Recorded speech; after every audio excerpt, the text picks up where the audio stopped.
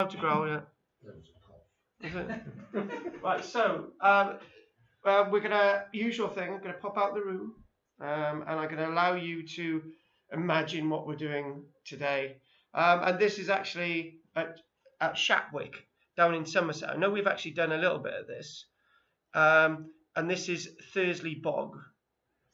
So to give you an idea of where we're going to go today is where we're going to look at these types of landscapes. So try and get that into your minds, and then we will explore all this. And I do like these articles. I didn't know you would read the Observer, Natalie. All right. Got a fish and chips. He found it for me. I said I have to find something. He said, "Oh, look, here we are." Well, Dennis is a Guardian reader. So yes, all class newspaper. So I'll be back now, and start discussing. So we'll talk about the Bob then.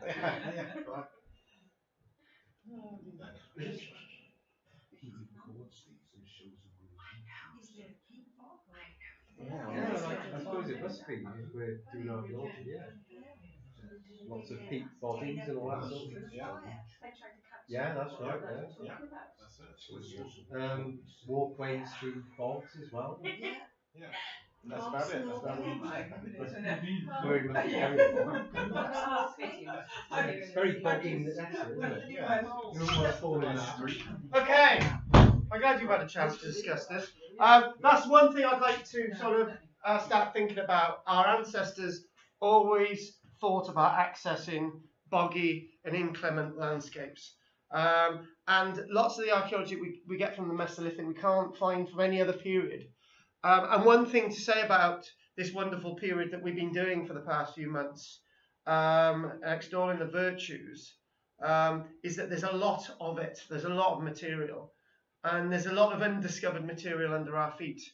And sort of concluding at the beginning that thinking that at one point, 8,000 years ago, one archaeologist estimated that there was precisely, no word of a lie, no joke, that there was precisely 500 people living in Scotland 8,000 years ago. That's it. Based on the archaeological sites that they had found. Now, in one or two areas, 500 people could have just lived in one of those spots in Scotland 800 years ago, 8,000 years ago. So when you think about 8,000 years ago, we're starting to expand how many people lived across the whole of Britain. And it's in those areas, those boggy areas that archaeologists may not have looked at, like Thursley Bog up in Yorkshire, that we're actually starting to find the archaeology of this elusive Mesolithic period. And I would like to say that I love you guys so much that you're the only guys not to have their class slashed by half an hour. You're still going to get the 2 hours off me. Bridgend is having half an hour taken off. Simply because last week was an absolute nightmare getting back.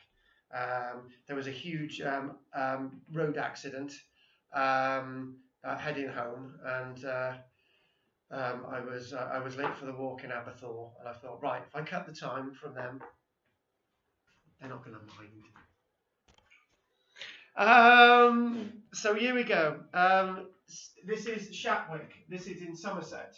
There are very few images to look at today, simply because I've got a lot that I want to put across. But one thing about Shatwick is that we find that many years ago, in the Mesolithic period, we actually had a trackway going across that boggy landscape that we've just looked at, or a boggy landscape similar to the one we've looked at. The landscape of Britain was remarkably different from the landscape today, and what they were eating was very different from what we eat today. How they managed the landscape was not much different than how we manage it today. We exhaust it, we deplete it, we don't renew it, and that's how they came into having problems in the past in the Mesolithic. And one thing I may not have mentioned last week, but I will mention now, and if I have, then it's only repeating it, that I think archaeologists are wrong about one thing, and I'm wrong about something as well, that those events that occurred to decimate the upland areas in Britain in the Bronze Age, in that precise date, 1628 years BC, with a huge eruption at Santorini, Thera. I used to say that, I still would say in a bit really, that when there was that huge volcanic eruption, it darkened the northern skies 5, 10 years, or maybe for 2 decades. People were unable to plant their crops, and upland areas were abandoned forever. But I'm starting to believe that, in fact, upland areas were abandoned forever in some parts of Britain thousands of years earlier. And the answer to that is quite simple. If you see Mesolithic activity in upland areas and no other activity, the landscape was abandoned. If you see early ploughing evidence in upland areas of Britain and no other ploughing evidence, it means that back in the Mesolithic, the upland areas were abandoned many, many years ago. So that's sort of one change of thought. It wasn't in an instant that the upland areas were abandoned 3,500 years ago. They're abandoned long time before that. Looking at this Mesolithic archaeology is very slight, and trying to find that evidence, those very small bits of evidence. Each piece of evidence from the Mesolithic period is important. In fact, every single piece of evidence for every archaeological period is important. But when you find thousands and thousands of bits of Roman tile, when you're excavating Chilean, archaeologists don't think that those individual tiles are important. I seem to think that they all are, but other archaeologists have different ways of thinking. Trying to look at Newbury, for example, you have some slight staining on the ground. Some of it would be indicative of early plough evidence, some of it would be indicative of decaying matter within Mesolithic layers, only a metre in depth. You would think that in some areas, when you look at the Mesolithic period, that the archaeology would be many, many metres below the surface. In fact, that is the case in some parts of Britain, where deposits are built up and built up and built up. But in upland areas, you can find that the Mesolithic evidence is very, very close to the surface, simply because the landscape has never renewed itself. And I think those lessons from the past are very, very important. If you find that you're in an upland area and you find a Mesolithic flint and it's just there on the surface, thrown out by a mole or some other little beast, which it would be very close to the surface anyway, that's evidence that the landscape has never renewed in not 1,000 years, in not 3,000 years, but 8,000 years. This is the effect humanity can have on our landscape, looking at the archaeology. That's why looking at the archaeology is so important. And Kathy unwittingly mentioned something earlier on. It's a political statement about Donald Trump taking lands away from the people who actually own those lands, the native peoples of America. You deplete the landscape and they can never be used again. That's why they're so important to keep them the way they are. That's why I disagree if what you're saying, Kathy, is completely correct. You can't just keep taking land and expecting it's going to renew when we can give it back to the Native Americans when we've taken everything out of the soil, because there'll be nothing left to take out of the soil anyway. There are so many times in history that this has been repeated. Gentle looking at landscapes in upland areas such as Yorkshire, test pitting very close to the surface. You can dig a small hole with proper supervision and you can find small artifacts, small bits of flint, flecks of charcoal, and so on and so on. Finding those remotest of artifacts from a remote time in our past, something I haven't mentioned for a long, long time. The past is to be seen not in time, but to be seen in distance travelled. If you tried to walk to Australia, you would never get there. It's the same as the past. No matter how hard you try to get there, you're never going to get there, because this distance is so vast. It should never be seen in time. because sometimes those small artifacts, those bits of microlith, those bits of debitage left from somebody napping flint, or a piece of wood that may have survived 8,000 years, you hold it in your hand and time hasn't moved. That artifact, if it's a piece of flint, is more or less exactly the same as when it was used 10,000 years ago. So you can't see the past in time, just distance travelled. Those little things, by the way, that we do find from the past are little postcards. Just think of the microlith as a little postcard from a world you can't get to, like Australia. You try walking to Australia, Steve, you're not going to do it. Give it a go. I'm not that good a swimmer. Up walk. On water? Yeah.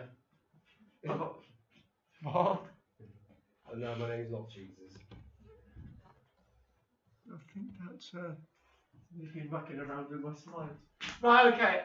That there is at Shatwick, and they've done a reconstruction in the same area to where this original 2,000 metre trackway was once laid in the Mesolithic period.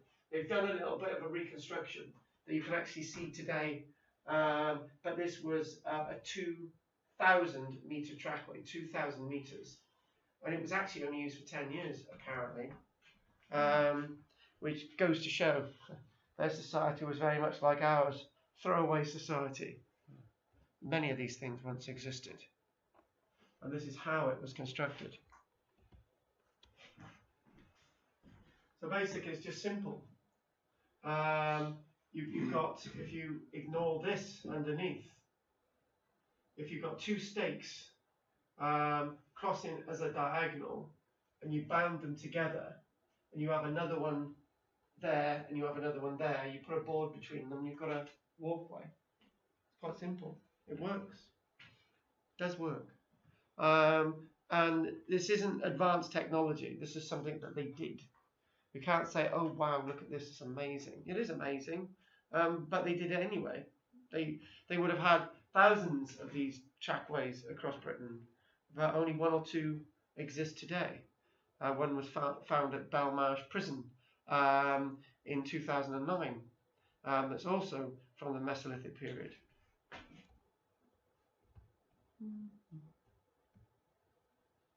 And a bit of a sort of diametric reconstruction.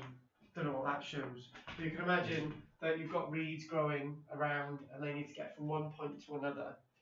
And what I hate in archaeology is that they say, oh, they built this. It was a spiritual walkway from here to there.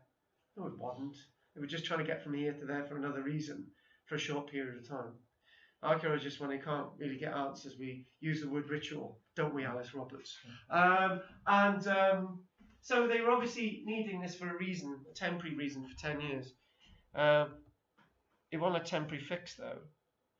Basically, a bit of a plan here. There's Shatwick down by there.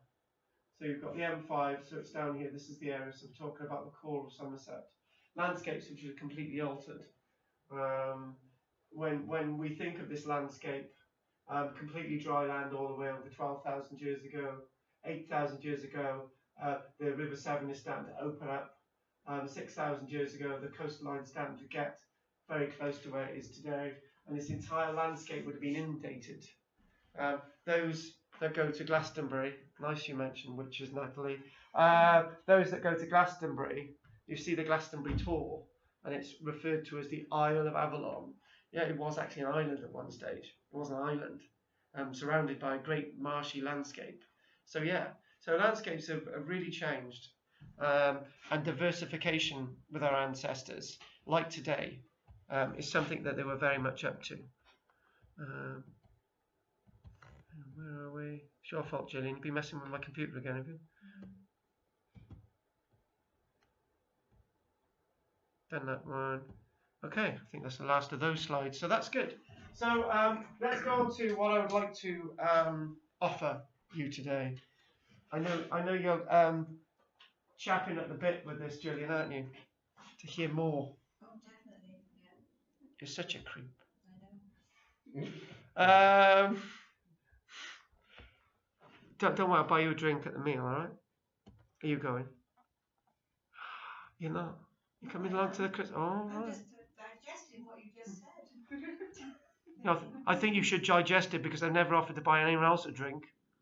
Have I, Dennis? We noted that. What do you mean you noted that? Can't have discrimination. If you're buying a drink for one, you have to buy a drink for Exactly, everybody. that's what I'm thinking. Yes. Yeah, but who? Yeah, what I'm going to do, this is a plan, right? Yeah.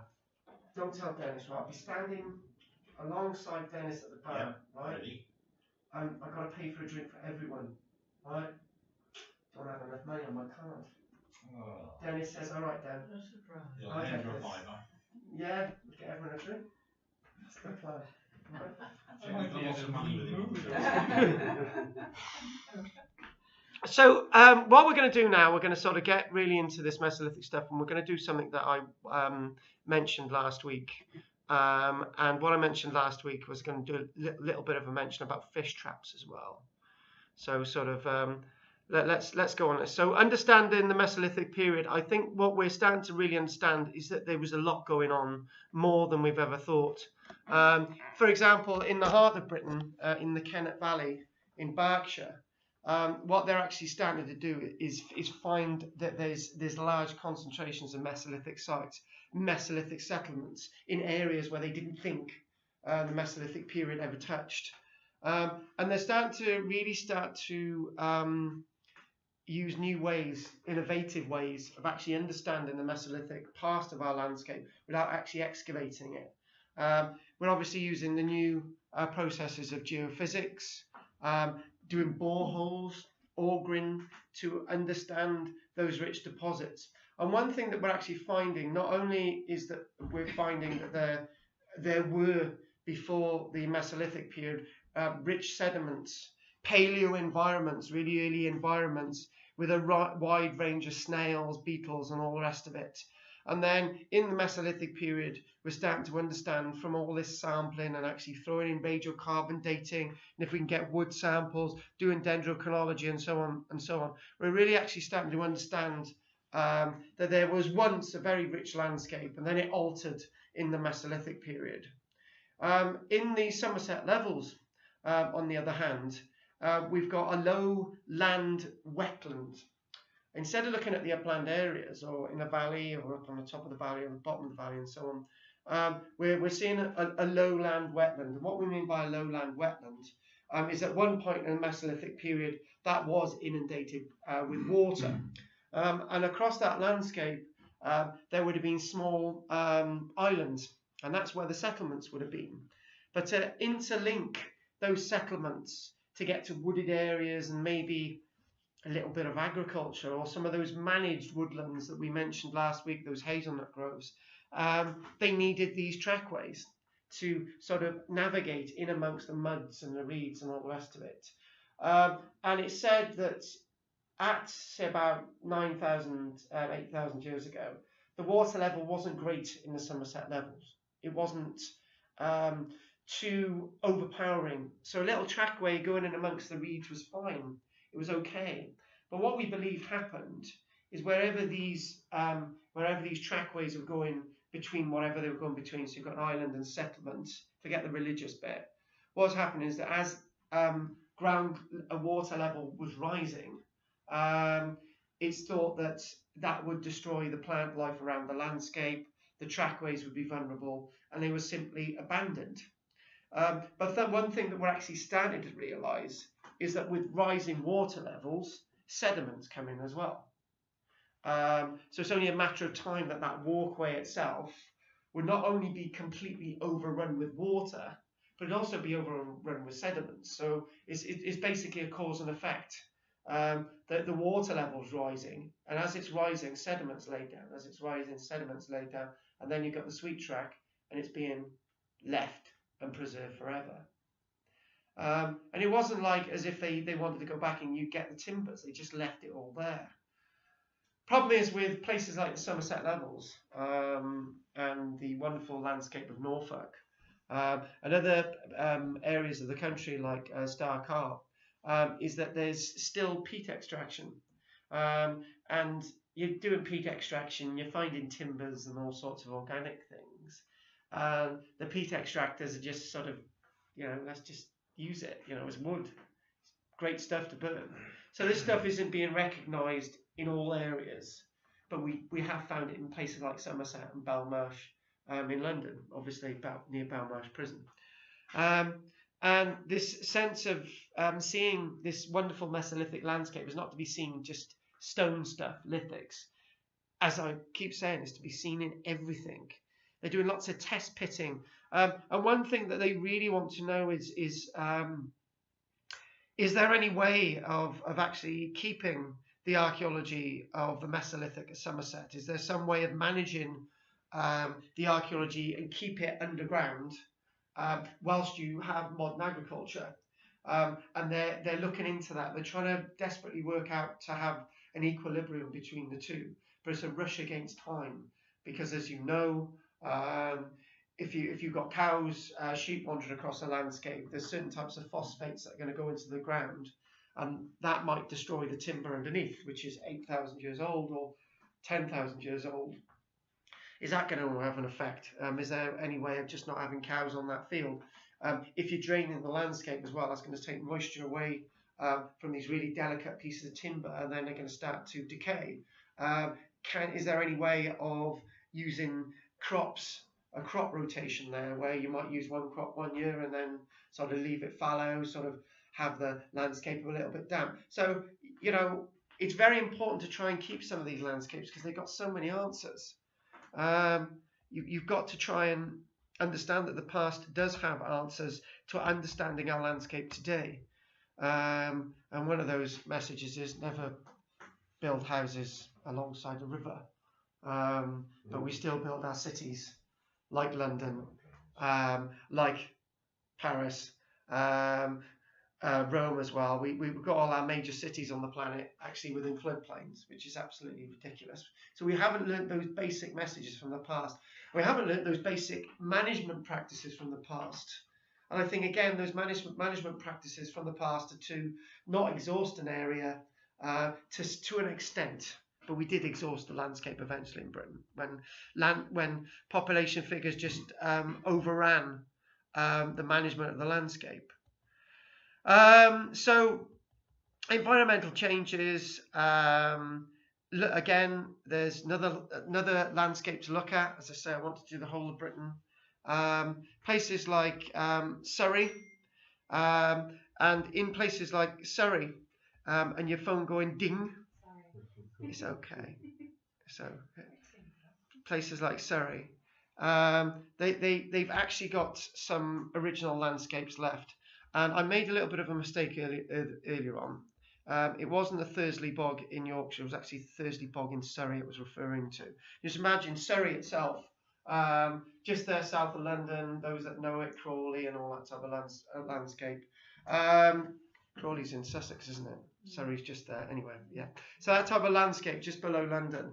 There are bog-like landscapes there today, and what they're trying to do is keep those bog-like landscapes, because underneath it, those landscapes have been poorly documented, and we've got lots and lots of Mesolithic activity still completely preserved, which are a mine of information.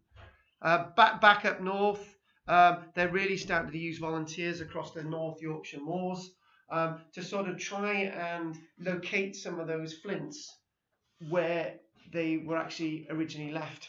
And I think that's really important, because across Britain what we do find is that our museums are completely full of pottery, they're completely full of flints, they're completely full of human remains, but nobody's bothered to look at them. And that's a huge problem. We've got all this data, but nobody's really wanting to look at it and understand it.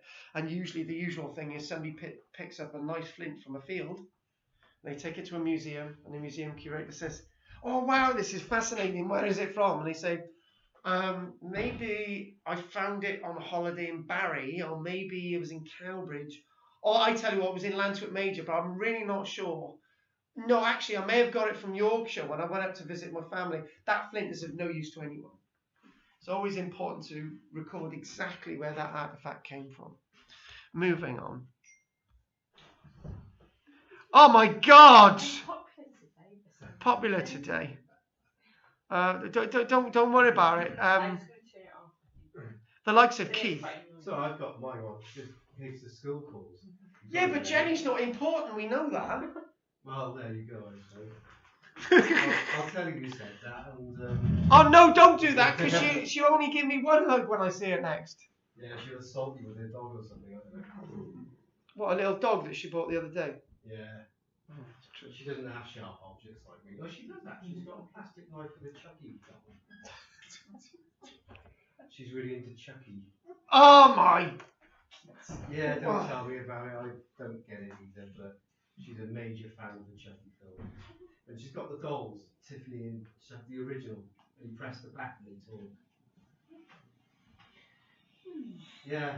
Today. Yeah, Michelle's daughter, Roxy, she's talking about, she's talking to Michelle about ways how she can kill me. And, Oh, no. and you know, and we're reenacting how she can kill me. It's quite strange. Actually, I did find Jenny's Chucky knife inserted into one of her cuddly toys through the throat once. So I was thinking, what the hell is she up to? Right, I think we need to move on.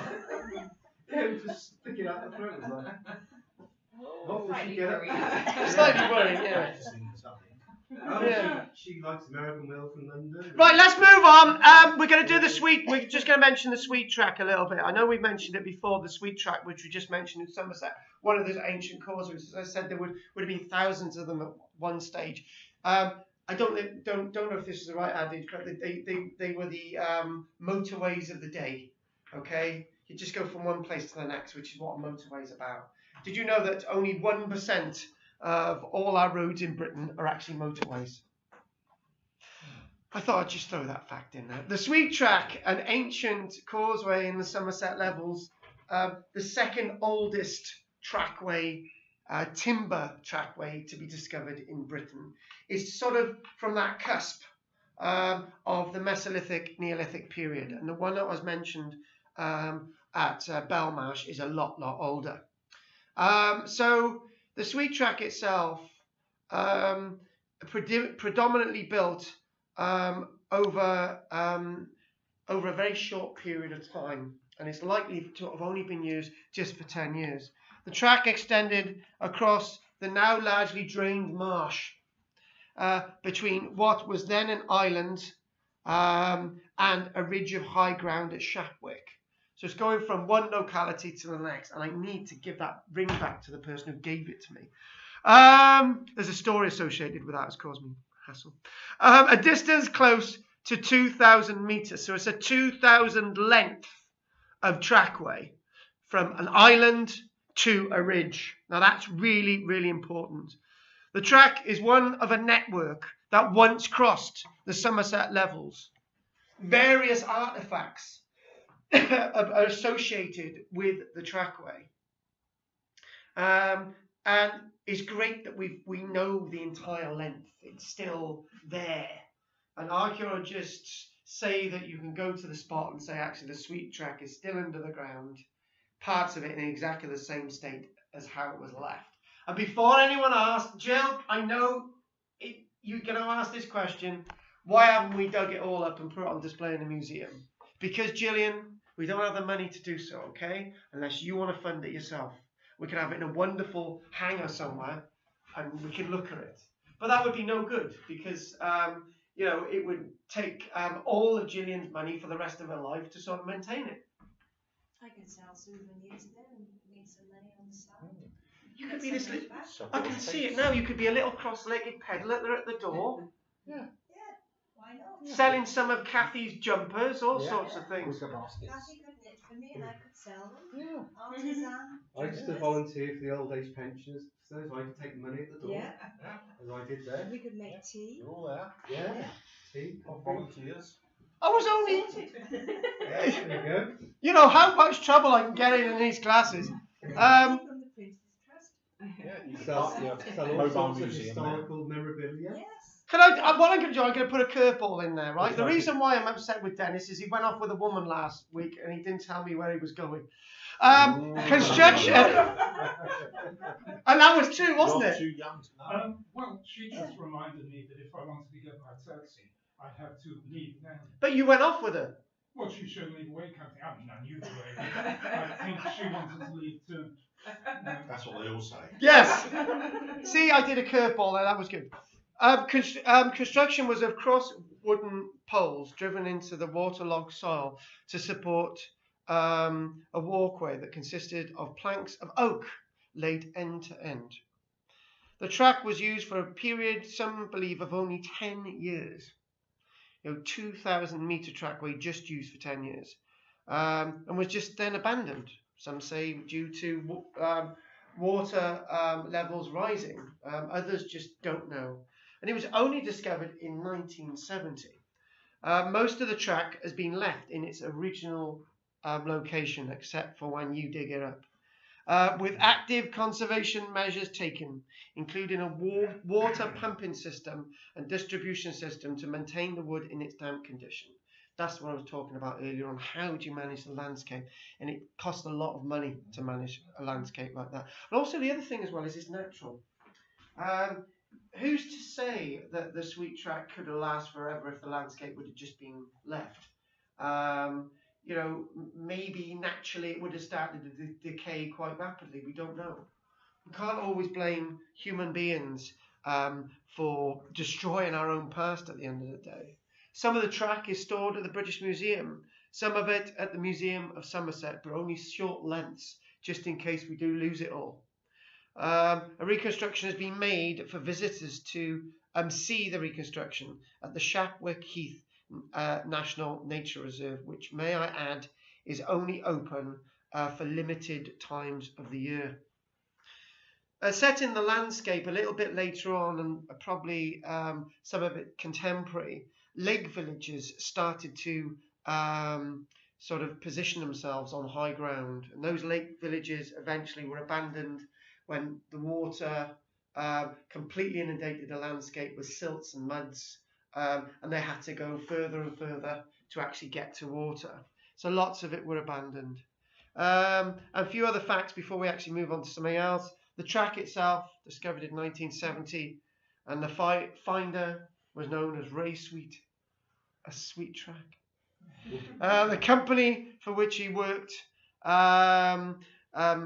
said that he could name it, and excavations were undertaken, and excavations ran from 1973 to 1989 to try and understand the full extent, funded by English Heritage. Dendrochronology of the timbers showed that the much later parts of it were laid down in around 3,807 years BC. That's 5,807 years ago. Basically, stroke Mesolithic, Neolithic period, but a much older one was found excavated in 2009 near Belmarsh Prison, and that's been precisely dated to 6,150 years ago. So that's a really old one at Belmarsh Prison. So we've got loads of these things, and you can imagine that at one point the River Thames would have been completely interwoven. The River Thames area today would have been interwoven with these trackways. So if anyone knows the River Thames area, London itself is built on bogland. Southwark, across the south of the river, is all built on bogland. And there were loads of channels of water and boggy, reedy landscapes.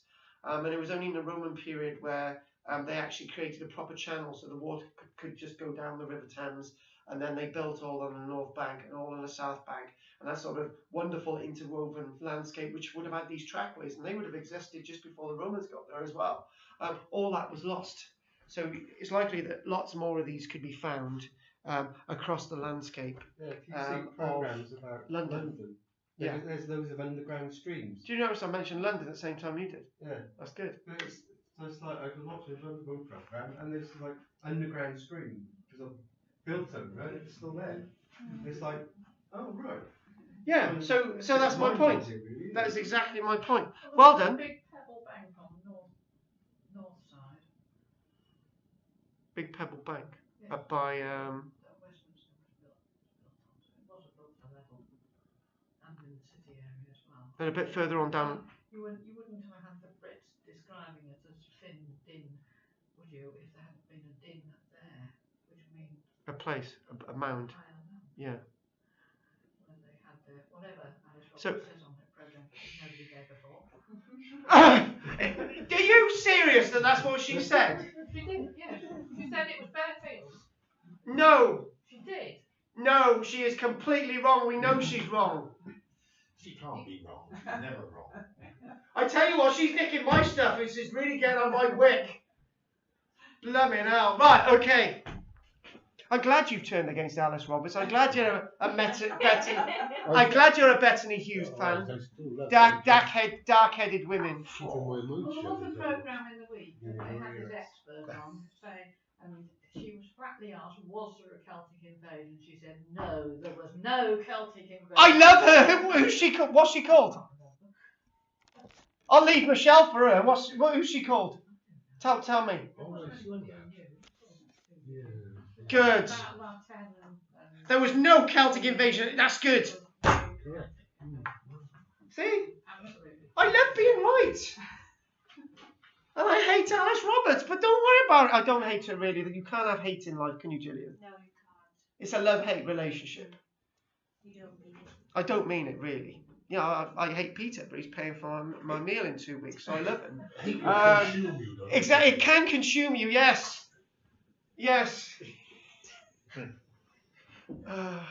Anyway, during this period, and this is basically starting to wind up a bit more. During this period, as we know, the climate went up and down, sea levels rose, and Britain, as we know, became an island.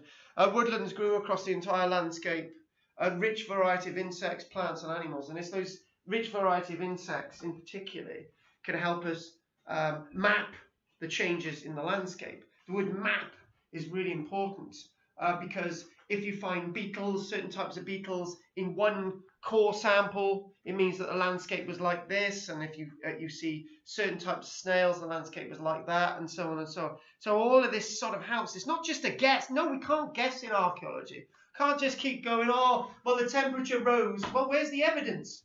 Well, the evidence is in the insects we find. The evidence is because we've got settlements there 1 minute and there's no settlements there the next. That's how we know. But that's not enough. We've got to actually have those sort of evidence of snails and so on. So people had to continually adapt to the changing environment. And it's not just coming up with new tools for the sake of it. They needed those new tools because things had changed. I said last week, 1 minute you've got these beautiful axe heads that we used in the Paleolithic period, and the next minute they're that small because the beasts that they're hunting are no longer this big, they're that big, so you need something smaller. It's just all that changed. They just didn't do it for the sake of it. Nobody did anything in the past for the sake of it. There was a reason for everything. There was a reason for the sweet track. There was a reason why it was only used for 10 years. There was a reason why people were living on those little islets around London, which Alice Roberts doesn't agree with that they were living. There's lots of things going on. And we've completely altered your mindset about the word hunter-gatherer because you may have been a hunter, but you also planted trees. You also sort of had your einkorn, for example. Oh, do you know one thing I didn't do?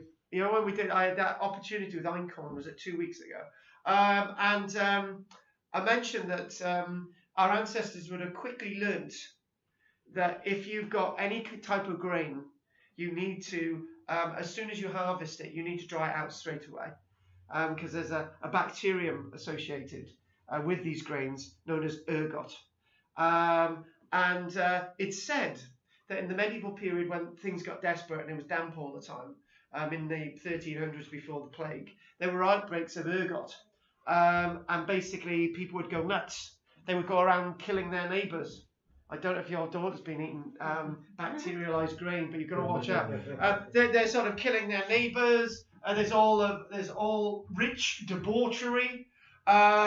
There's all sorts of weird descriptions of what happens to somebody when they have the bacterium that causes madness due to this ergot bacterium, and they would have soon learned that you needed to keep the grain dry, and it would have been a trial and error. But our ancestors would have learned firsthand when they're starting to use this stuff. There's pros and cons with everything in civilization. You have too much of it, this happens. If you don't know how to keep it, this happens, and so on. And one thing that I completely missed, and I do apologise for this, but when we won't do it, but animal husbandry. You know, at which point did we start domesticating the sheep, for example, and the wolf, and so on? But I don't think we really got that information yet. And at the same time as they're stalking animals like the red deer, they've got a settlement. At the same time as they're making spears, somebody else is eating the bounty and fishing, and you've got hazelnuts, and maybe they're sort of domesticating things like raspberries. You know, so the raspberries that we take for granted in our garden, and things like wild apple. We got one strain of wild apple in this country, a wild pear in this country, which I don't talk about. These would have all been really, really important. And people understanding that there's certain bits of a yew berry that you can eat, and there's certain bits that you can't.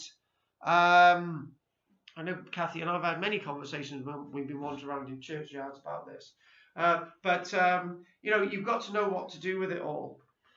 We learn from discarded material, just lost, and sort of from their rubbish dumps, all about the past. During this during this period, the people may have had settlements in all sorts of landscapes. This is what we're talking about. They were like us. They lived everywhere, except don't think many people live in caves in Britain today, but they are about. Apparently, some of the caves around Bath, people live in because there's not enough homes. Maybe that's what they were doing in the past. I don't know. They constructed their tent-like structures, permanent structures, small levels of hunting, and so on.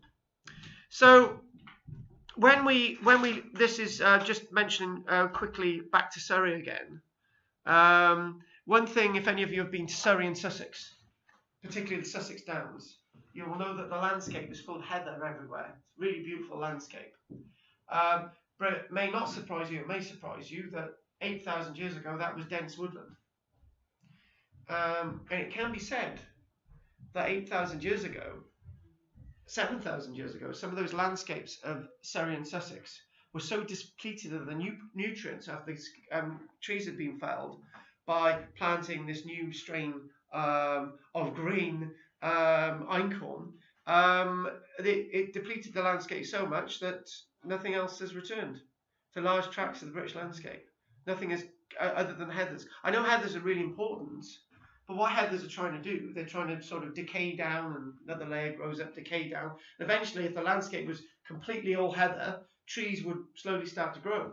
But in parts of Surrey and Sussex, you'll see and know exactly what I'm talking about. Right, moving on. I think this is a nice little survey. This is what is actually possible. This next one. It's a nice little thing off the internet. It's up in, it's known as the North East Yorkshire Mesolithic Project. And that's the thing, you know. Okay, how many people in the room are interested in the Romans? All right, all of you, all blooming hell. That was a really good survey. How many of you are interested in the archaeology of the medieval period? What do you count as medieval? Early, middle, and late? Okay, what? Okay. From 500 I'm trying to get a period that. What about the Neolithic period? Hang on a minute. Have you seen a great low down in hands going out? Right. Okay then. Let's have a Neolithic project, right? Okay, there's only a few of you in the room. Let's have a Mesolithic project. How many of you are really into the Mesolithic? I'm just really into history. But you've all been coming along every week. Okay, here we go. But it's obviously the method we're actually doing it, which is great.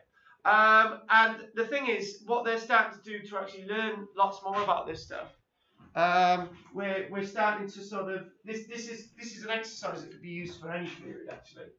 What we've got something They've got specific projects looking at specific landscapes, and this is really important. So you all said that you were interested in the Roman period, and everyone was interested in the medieval period, weren't you? In archaeology now, what we're doing, we're training people up to look for a certain material. So if you've wandered across a field, let's just look for artifacts associated with the Roman period. You've got to leave all the Roman stuff there. Start again. We're going to do a specific field walking project looking for the Roman period. You've got to leave all the medieval stuff there. It's really hard to do. You're doing a medieval survey project in the field. You've got to leave all the beautiful nat flints on the field. You've got to leave them there. And that's a really high discipline. But what they're starting to do, they're starting to think, right, what we need to do in the Mesolithic period, there's certain materials that we don't have in the Mesolithic period, like pottery. We've got little to no evidence of pottery in the Mesolithic period, so you leave all the pottery. So did they have any iron in the Mesolithic period? Right, so you leave all the iron when you're walking in a field. Did they have any silver coins in the Mesolithic period? Leave the silver coins there. So these are the types of projects that they're sort of doing at this present moment. So the Mesolithic period, Middle Stone Age, lasted 6,000 years. It's a long, long period. And it's by understanding that 6,000 years can we understand other periods after. Just think about it, the Roman period itself in Britain lasted just over 400 years. It's a very short period. And we find a lot of material in Britain for that short period. But we're actually starting to find loads of stuff from this Mesolithic period as well. So, just sort of an idea of what they're doing. In sort of, as I say, this could be used for any period, industrial period as well. So they're starting to look at the landscape, and they're sort of monitoring patches of erosion on the moors and recording any flints that were visible. Now this is really important. Talking about biodiversity, how many of you would love to excavate an Iron Age hill fort along the coast? Yeah, cool. Let's just do it. But there's two problems. Safety, which is second really. And the first problem is that you start excavating an Iron Age hill fort along the coast, all those real delicate floras, all that sort of biodiversity that's there, that's been built up over hundreds, if not 1,000+ years, will be lost just like that. So you've done your excavation, Peter's found a ditch, you have found an Iron Age pot, you have found nothing. And Natalie's come along, and Natalie, whilst she's wandering on, has looked in your trench, and she's seen, you missed it, look at that there. It's an Iron Age coin. Wow. And you turn around and hit her. Because you've been excavating there for a week. But anyway, the point is that if you do excavations like that, then the flora will never re-establish, and erosion will accelerate as if you're going down a motorway and you're in 10 and you need to get to 70 really fast. Bang, you're in 70 within a few seconds. And what they've got to do, instead of digging holes everywhere, they've got to work in areas that are exposed due to motorbikes going across the landscape, or those horrible Land Rovers. Oh, I'd love one. You know, this guy, man, takes my heart. Yesterday I was delivering leaflets, and outside somebody's house there were 2 Land Rovers. I thought they wouldn't miss the other one, would they? Exactly. So, but they look at eroded areas to sort of look for sort of bits of flint showing on the surface, and they do get lots of it. Finding little bits of flint scatter, and then where there's ploughing in those delicate upland areas, they're doing field walking, and they're just picking up bits of flint. All those delicate bits of pottery that Natalie wants to find, we just got to leave them there. That beautiful rim, beautiful Samian rim, polished red, right, telling you to leave it there. And then she goes back the following night. Just say no more. You wouldn't leave anything there, would you? But the thing is, this is what you've got to do. You've got to prioritise on the archaeology, as Kathy knows, working in a museum. You've got to differentiate between what you need and what you don't need, and what's giving you the data. So, for example, if the museum was just collecting beetles and people started to bring loads of butterflies and spiders in and all the rest of it, and you're a beetle museum, okay, you've got to say that we don't want any of that, because there's only a limited amount of stories and there's only a limited amount of stuff you can study. And just in sort of small test pitting that they've been finding, they've been excavating in the test pitting, where they've been finding, here we go, some test pitting, 3,000 flints were recovered with stone spreads, a number of cuts at one or two localities. So they're getting thousands of flints. So we know exactly where they are, and that tells us that in those upland areas, and look at the soil, look how thin that is. How thin that layer is. It's that thin, and nothing's happened there for 8,000 years because of what we did to the landscape. You know, our ancestors did that, and that gives us to an answer to something else. When the Romans came over here, it's always been, okay, why were the Romans so intense in sort of canalising, sort of converting the landscape across the whole of that sort of southern England delta by the River Thames, you know, sort of canalise the Thames so we can use it all for agriculture, because they knew that those upland areas couldn't be used anymore. So they had to do the best. The Romans had to do the best with what they've got. They had to use new areas like Norfolk, where you know they had to sort of reclaim land from the sea, and they had to turn it over to agriculture, building canals, drains, and all the rest of it, because the Romans knew that they couldn't use those upland areas because they'd been so destroyed by farming in the Mesolithic period. So that answers something very, very important. You know, there wasn't a great deal of land that the Romans could use for agriculture in Britain, really, because lots of the upland areas could not be used at all. So they're starting to find out as well, and this is very important to all periods of archaeology, to sort of re-study what's in boxes in museums. Going to this point here, they've got, oh, hang on, why isn't it all coming up? Oh, there it is at the top. They've got boxes and boxes of flints like this. Can I ask you, Kathy, you know when you were in your museum, did you have boxes and boxes of flint? Okay, fair enough. Okay. But usually museums have boxes and boxes of flint, and they just people hand them in and stuff like that. So it's reassessing these boxes and boxes of flint to try and work out where all this stuff is from to give you a good idea. So field walking is really important in archaeology to give us a good impression of what's going on. And what they're saying is that in this area, finding hearths, finding flint, getting radiocarbon dates when the landscape was being used. And look at this, they're finding as well that if you do the geophysics right, you actually find original field systems from 8,000–9,000 years ago. So they're the gentle ridges and furrows of that period in the past that led to the demise of the landscape. Because initially, with a very rich landscape, with those trees felled, they would have been able to have nice little gentle ridges and furrows, planting a crop, okay for that year, okay for the next year. Then they'd have had to have gotten deeper and deeper. And on a hill, all that rich soil would have just washed down into the bottoms of the valleys.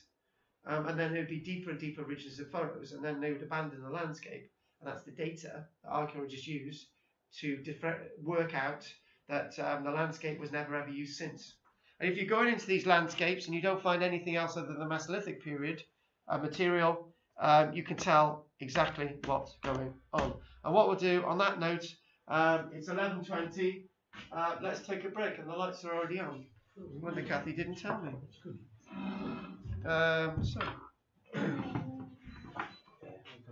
I didn't upset Kathy then by annoying her by doing the thing. Oh, go on, you're allowed to leave the room, Julian. I'll let these. she actually realised that, why don't you buy something? I'm going to go into the corner for a quiet chat with me. So I bought an answer. Oh, right. Okay, I'll borrow But while I was there, Dennis. I'll have a quiet chat with Dennis. a World War I Dennis is good at quiet chats. condition. Oh, do you know, he was a right rebel on Friday. Oh, wow. 55 quid. Dennis was. Oh, somebody's got to put the kettle on. Dennis was a right rebel. I'll put the kettle on just for a change. What? The rebel. No, it's alright. What's that? What? That one, that'll do. That'll do. Yeah, thank you. I brought some spelt biscuits. Anybody? Oh, we'll have a few spelt biscuits. Spelt. Spelt. Und? Gotcha. I didn't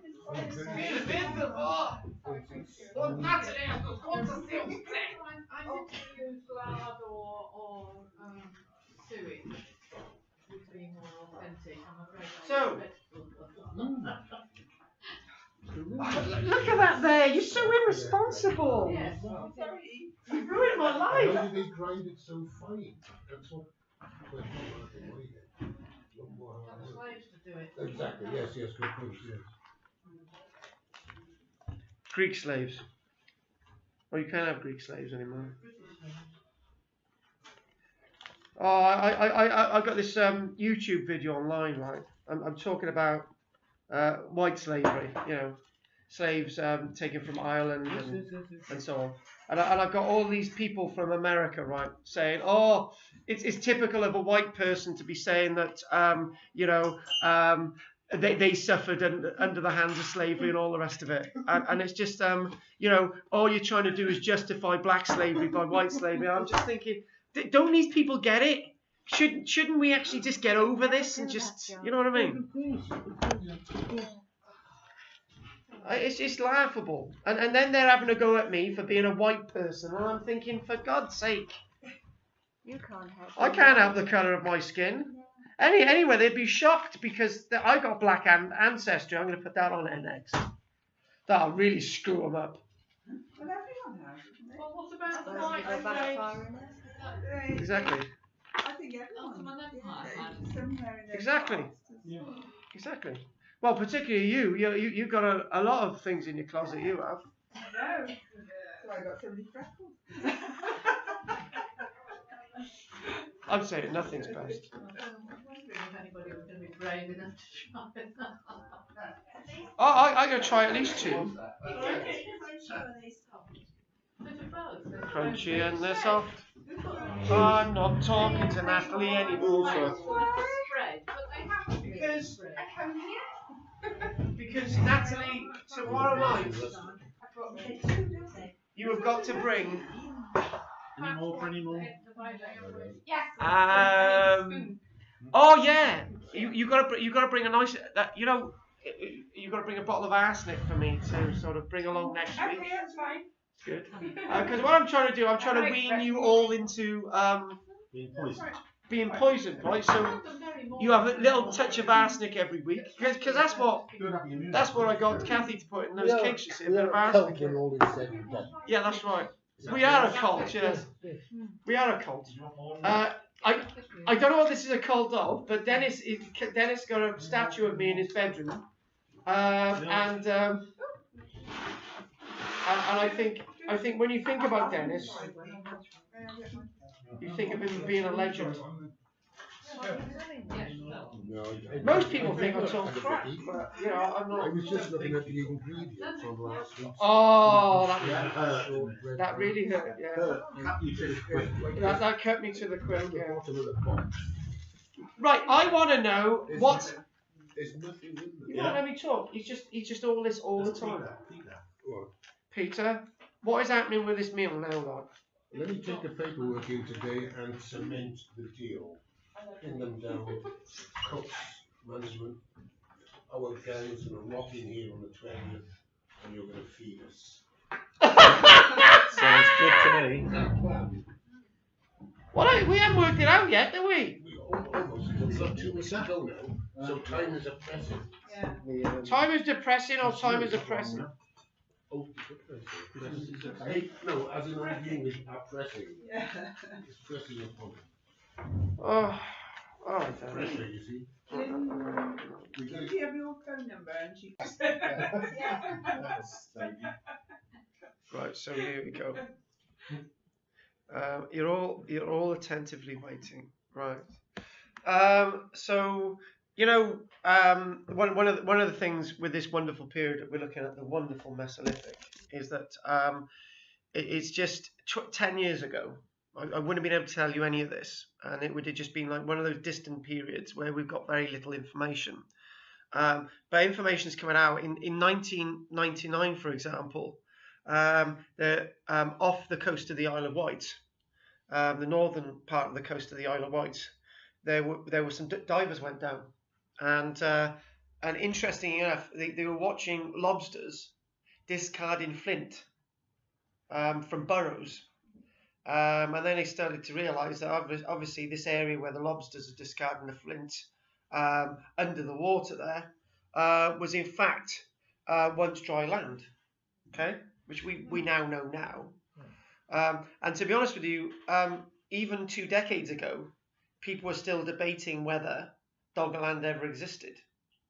But now we've got so much evidence. And there's also the idea that there was never water between. There was never land between France and England. There'd always been water, but now we know that there was land. The mammoth remains that have always been trawled up out of the channel. Yeah, exactly. So this is what we're talking about. So there was this diver in 1999 at a place called Boulder Cliff off the Isle of Wight.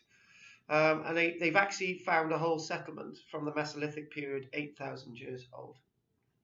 A settlement. Now, if going back to what I've been saying over the past few months, if you're reading anything about the Mesolithic period, it would say that there were never any settlements in the Mesolithic, but now we know there were. And as they were excavating down there, diving in 11 meters of water, which is fairly deep, to be honest with you, finding a settlement there, they're starting to get lots of radiocarbon dates, and what they're finding is that they're getting radiocarbon dates from pollen samples that they're finding there, of all things. Obviously, understanding from the pollen as well what varieties of plants were growing there back then as well. So, all these mud deposits really helping us understand. So the findings, archaeologists are discovering large quantities of burnt flint, so part of the settlement, mounds of timbers, so houses, timbers, mounds of timbers. This is Stark Harbour under the sea. Pits dug into the ground, maybe for storing grain and so on. So much evidence from this site. And this actually leads me on to what I'll be doing in the new year, to be honest with you. Everybody will have a choice, only for once, because this has to go around everybody in here. Forget about Bridgend. My Skype class. I won't tell them this. My Skype class, the Rhondda classes now, the Rhondda class and the Cowbridge class. We've got a Cowbridge class starting next week. Rebels. But they won't have a choice either. So everyone can decide only once what area of archaeology they want me to do, say, the following week. So I'll pick on one of you guys, and then you've got to tell me at the end of that class, and then I will do that subject. And as I come to the end of doing the Mesolithic today, I find this site known as Boulder Cliff, where we've got so much information which I'd never come across before. And it's sort of that type of site that sort of was overtaken by the sea. And learning more about that, and then saying that as it went into the Neolithic period, suddenly the site was completely inundated by the tides. So anyway, that's another Mesolithic site. So look at the differences in the Mesolithic, and then we'll do sort of some area of sort of fishing in the Mesolithic, then we'll call it a day. Differences, when we look at the Mesolithic period, huge differences in ways of life, temperature and all the rest of it. Big thing, just going back to the beginning, loss of actual contact with Europe because the land was inundated by water. And when you said it, Kathy, there was no invasion by the Celts. We used to hear that at one point the Celts came over to Britain, killed everybody, and we all became Celts. Now we know that that's absolute nonsense. But some people, Alice Roberts, still believe in that. People had managed to get to Scotland, as we know, fairly early now from what we've been doing. Almost immediately. We actually do know as well that there were people always here, even at the worst excesses of the last ice age, 14,000 years ago, and it ended 12,000 years ago. We know that they're eating a huge variety of various different types of foods. They're not just reliant on sort of animals, for example. They're reliant upon hazelnuts. They're reliant upon raspberries, as we mentioned. They're reliant upon einkorn and all sorts of bits and pieces. And the various and they start to get really ornate with their flint tools in the Mesolithic. Agriculture a big thing as well. And this is a good point here. There may have been more people living in Britain as the time period goes on than archaeologists can ever guesstimate, can ever believe. Because at one point, all that land that's been lost along our coast, there were people living. How can you get estimates for those numbers of people? You can't. And people were managing the landscape. But their sense of management was getting smaller and smaller. And as you get smaller and smaller landscapes, you start to have loads of little intricate little settlements and all the different changes with erosion. So that's sort of bringing the Mesolithic to an end. And when we think about it, the new way of life in the Mesolithic period was a way of life that led into the Neolithic period. You can see what I did there. So what we're going to do, we're going to look at these things, which are fishing traps, which then go throughout the period. And if actually fishing traps, which were being evolved in the Mesolithic period, the design and shape hasn't changed in 10,000 years. Why change something that's not broken? Yeah. And it's the same with flint as well. And the point is to be made is that flint itself didn't completely go out of use. In the Neolithic period, it sort of flint was still being used in the medieval period. I've known archaeologists who found medieval flints because they could be used. So what we're talking about, this is off the Young Archaeologist Club site, but it sort of I'm not going to go through all this detail, but it sort of indicates how these fishing traps. It says that Mesolithic fishing traps have been found in Denmark, Ireland, Netherlands, Germany, Sweden and Russia, off some parts of the coast of Britain. They are still quite rare because they were made from organic materials like willow or birch, which only survive in waterlogged places, and maybe places like Starcar as well, that we've done. Fishing traps were shaped like a cone with a narrow opening so that the fish would be able to swim into the trap but not get out again. Some fish traps had stones inside to weigh them down in the water. So basically, we'll look at that in a second. Mesolithic people caught herring, cod, bass, sole, trout, plaice, salmon, basically everything. We know this because of finds of bones on lots of Mesolithic sites. Me and Kathy wandering along the shoreline on the island of Sanday, all alone. I was pointing out to her all the bones in the sediment, Neolithic, Mesolithic sites. We saw that there were loads of bones in there. You could work out from those bones what sort of fish they were eating. So we went to another site, and you could, if you wanted to, you could take these Mesolithic bones away with you. So we know what they were eating and catching. There's different ways of showing how they were made there. There it is. So what you would do at low tide, you would have a stake in the ground, and you'd have one of these baskets and one of these fishing traps, and you would tie it down naturally and maybe weigh it down as well, because you don't want it moving around and getting battered by the sea, so weigh it down. A simple process is that the eel would swim in there and won't be able to swim back out. Have you had eels? What, fresh from the market or tinned? Both. What's the taste like? I had fresh eels in London. What's it like? Yeah. It's alright. Nothing in particular. Tastes like chicken, doesn't it? No. What's it taste like? After it tastes like shopping chicken. in Fulham, and they would be like this, and you see people go out plastic bag, and they're all going like that. Yeah, they used to cut their heads off in front of Kill them. them though.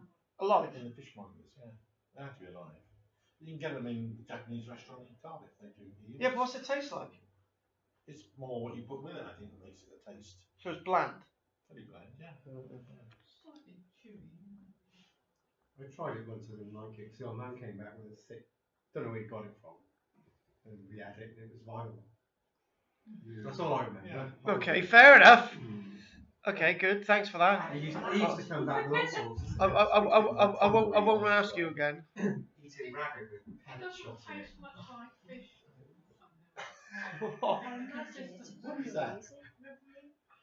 Is this your Russian sign?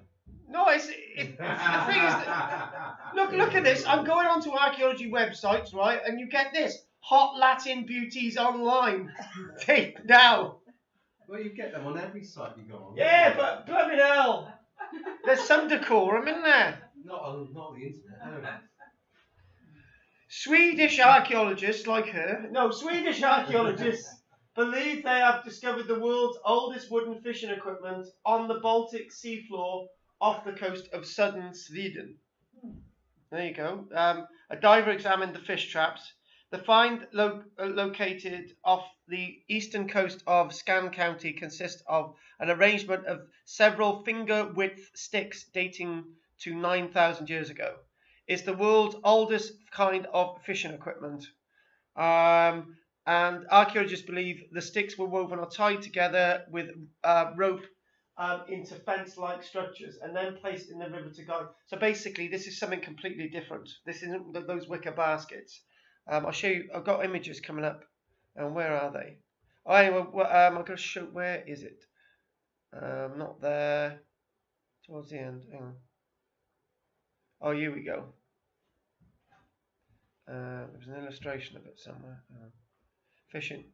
That's what it is. What it is, basically, they find these in the muds from different periods. And what it is, you can see all that there. So you have these wicker frames all the way along here. So you can see some of them collapse. This is more recent. This design was used in the Mesolithic period. So wicker frame all the way along there. And at the end, you've got a basket, like one of those eel traps that I've just shown you. And this is all set up on low tide in the mud. And as the water level is rising, this is all inundated. And then gradually, as the water level drops, as the fish get back to the sea, so they're not isolated on the shoreline, as the water drains away, the only way they can go is in this basket, and that's exactly what's happening. So it's ingenious in a way, but it's really basic at the same time. And they're saying that where are we now? They're saying that they're finding these things dating back 9,000, 10,000 years, and they're talking about all these structures submerged beneath the surface of the Baltic. Basically, the water level was a lot higher, was a lot lower once, and this was tidal. So this is the whole point, to have it tidal, so the fish can sort of be gullied into these sort of structures. And this is looking at the fishing traps from Ireland. Look at all the detail there. You can tell what type of detail they go into. Radiocarbon tests, looking at these date to about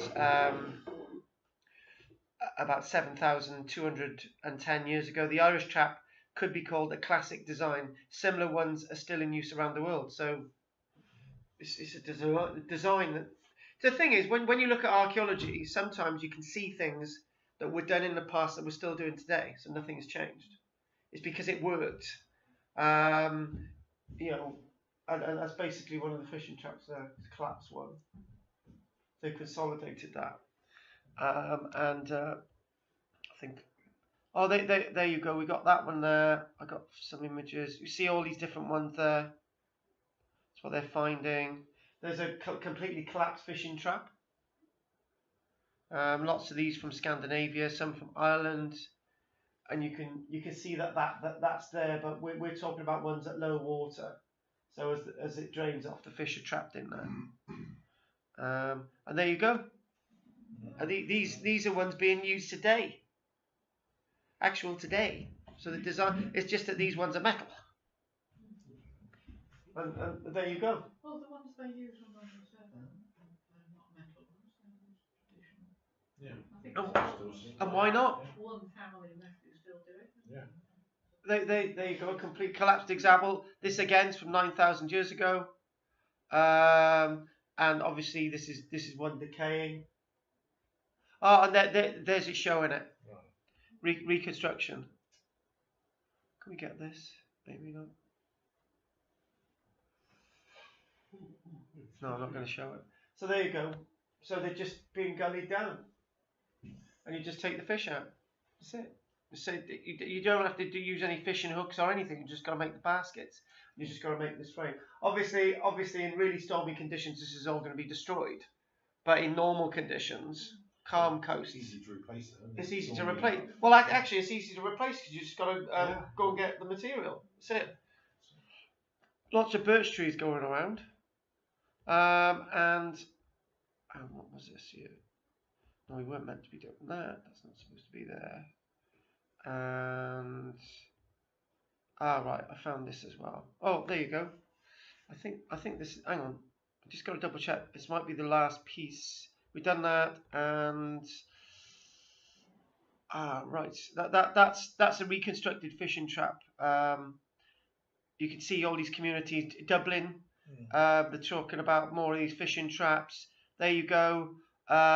When we think about Dublin, we think of the Vikings and all the rest of it. But the Mesolithic period, we're finding remains of these Mesolithic fishing traps dating back to 8,000 years ago.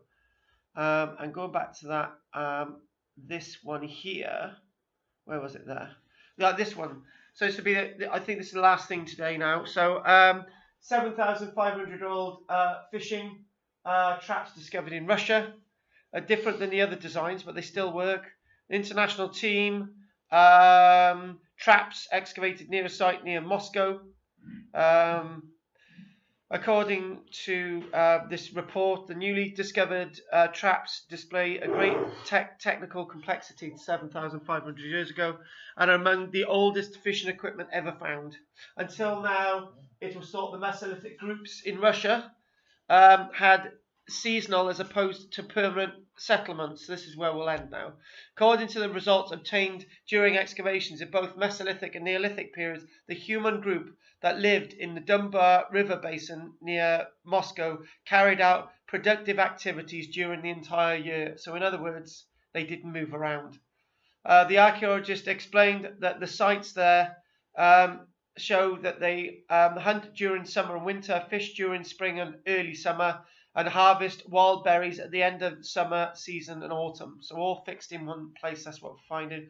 We think that the fishing played a vital role in the economy of these societies because it was a versatile product, easy to preserve, dry and smoke, as well as store for later consumption.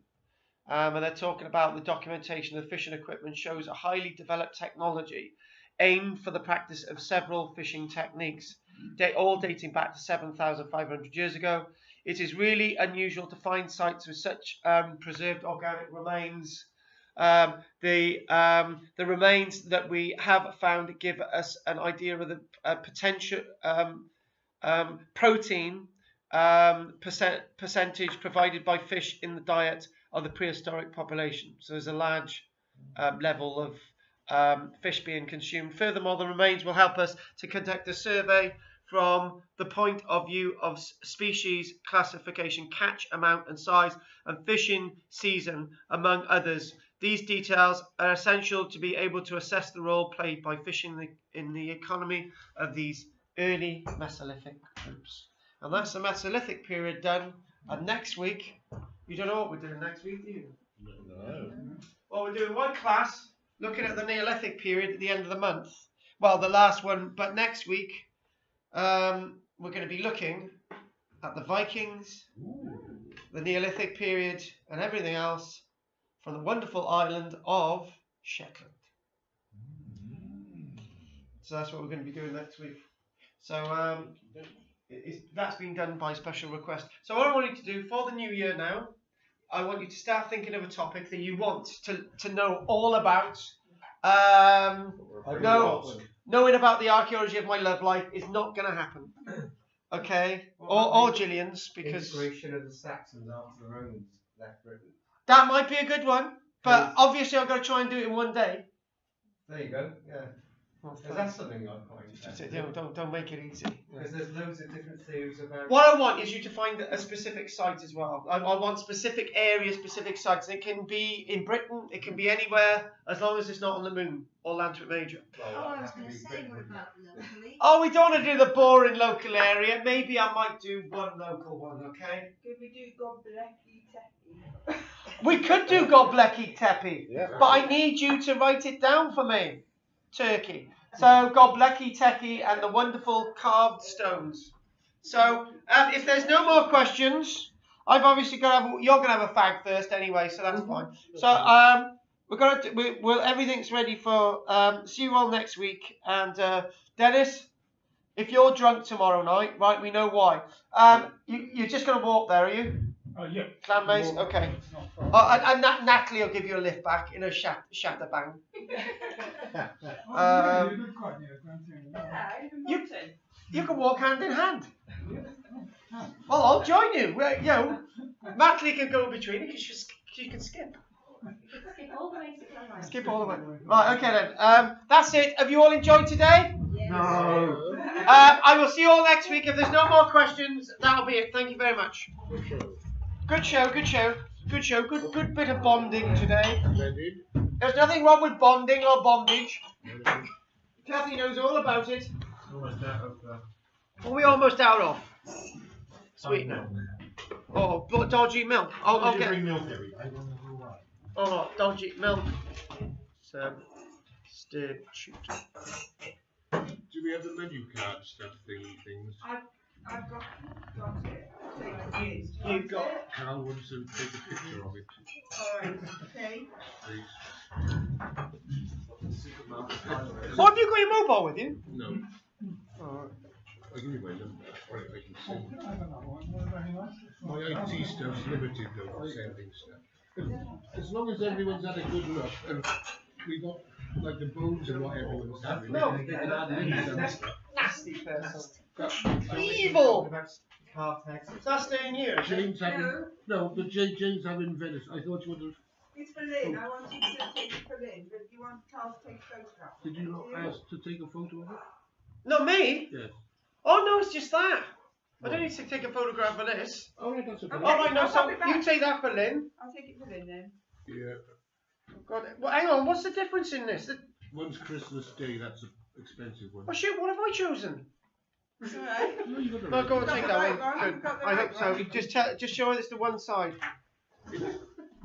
Lynn, you got me confused. So the Christmas menu is more expensive than the other one. No, Christmas Day is 65 quid a head.